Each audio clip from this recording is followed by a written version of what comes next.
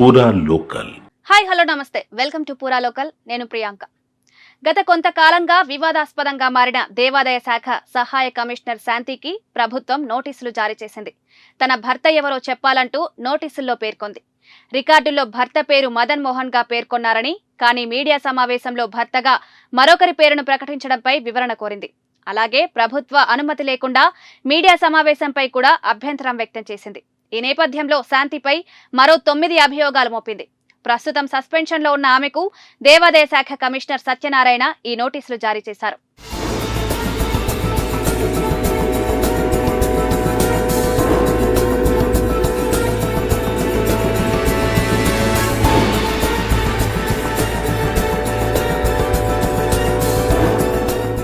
దేవాదాయ శాఖలో 2020లో ఉద్యోగంలో చేరినప్పుడు భర్త పేరు కె మదన్ మోహన్ అని సర్వీస్ రిజిస్టర్లో ఆమె నమోదు చేయించారు.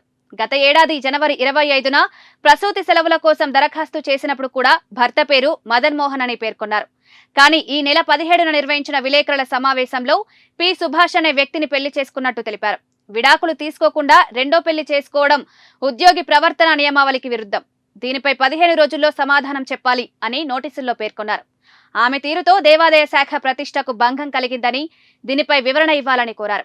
ఇప్పటికే శాంతిపై వివిధ ఆరోపణలు రావడంతో ఈ నెల 2న సస్పెండ్ చేసి 9 అభియోగాలు నమోదు చేశారు. ఇటీవల ఆమె నిర్వహించిన విలేకరుల సమావేశంలో ప్రస్తావించిన అంశాలు, ఉమ్మడి విశాఖ జిల్లాలో సహాయ కమిషనర్గా ఉన్నప్పుడు చేసిన ఉల్లంఘనలకు సంబంధించి కొత్తగా 6 అభియోగాలు మోపారు.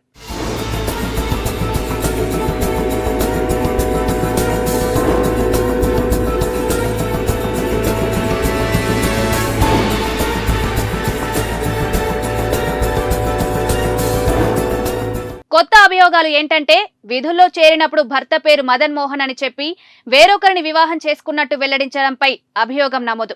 దేవాదాయ శాఖ ప్రతిష్టకు భంగం కలిగించారంటూ రెండో అభియోగం, కమిషనర్ అనుమతి లేకుండా విలేకరుల సమావేశంలో మాట్లాడడంపై మరో అభియోగం, ఎప్పుడు ఎలా మాట్లాడాలో మీకు తెలుసు సార్, మీరు పార్టీ వెన్నెముక అంటూ ఏపీ విజయసాయిరెడ్డి గురించి గత ఏడాది మే 28న ట్వీట్ చేశారు. ఇది ఆ పార్టీతో ఉన్న అనుబంధాన్ని సూచిస్తోంది. ప్రభుత్వ ఉద్యోగిగా ఇది నిబంధనలకు విరుద్ధమని అభియోగంలో పేర్కొన్నారు.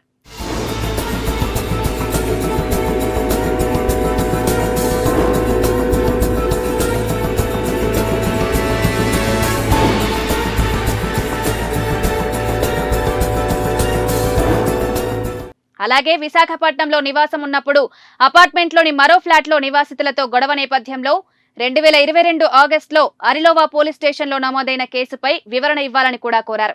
అలాగే అర్హత లేకపోయినా విశాఖపట్నం జిల్లా పరిధిలో వివిధ ఆలయాలకు చెందిన దుకాణాలు, భూముల లీజులను 3 ఏళ్లకు బదులు 11 ఏళ్లకు రెన్యువల్ చేసేలా కమిషనర్కు ప్రతిపాదనలు పంపడం, అవి రెన్యువల్ కావడంపై వివరణ కోరుతూ అభియోగం. మరోవైపు శాంతి సహాయ కమిషనర్గా పనిచేసినప్పుడు విశాఖపట్నం, అనకాపల్లి, ఎన్టీఆర్ జిల్లాల పరిధిలో ఇంకా ఏ ఉల్లంఘనలకు పాల్పడ్డారనే అంశాలను పరిశీలించడానికి 3 అధికారులతో కమిటీ కూడా వేయనున్నారు.